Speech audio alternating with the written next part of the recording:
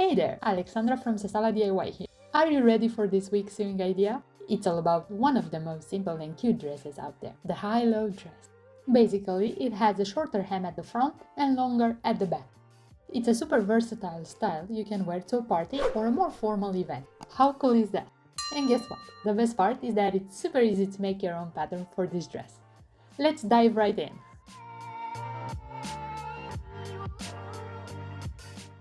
For the pattern, you will only need the basic blocks: the bodice pattern, the skirt pattern, and the sleeve pattern.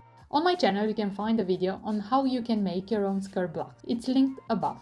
Start with the front of the body. Work on the neckline. I redrew it with 3 cm as you can see in the second image, and you can keep the darts. Do the same thing for the back of the bodice because the shoulder lines should be equal. Here is how the bodice pattern looks.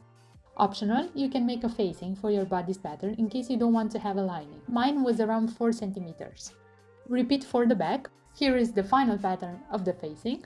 For the length of the sleeve, I shorten it. And continue with the skirt pattern. For the front, cut out the dart, close half of the front dart to get an A-line shape, add as much centimeters you want to the skirt to make it longer, move the waist dart to the side, and redraw the hip line. Now, to get the high-low shape of the skirt, you have to shorten it in front as short as you prefer to make it, minus around 15 centimeters, and cut a curved seam. Repeat the same steps for the back of the skirt until the high-low pattern transformation.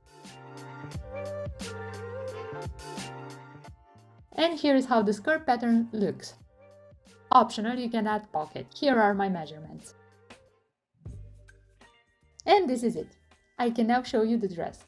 To make this dress, I chose a fun floral print pattern that evokes the feeling of autumn. The dress is quite versatile, making it perfect for various occasions. Its simplicity is what makes it so appealing, and I believe it will be a great addition to your wardrobe. I hope that you enjoyed today's video, and if you have any questions or advice, as usual, my comment section is open. Don't forget to subscribe, give me a thumbs up, and share with other sewist enthusiasts. Until next time, let's find inspiration.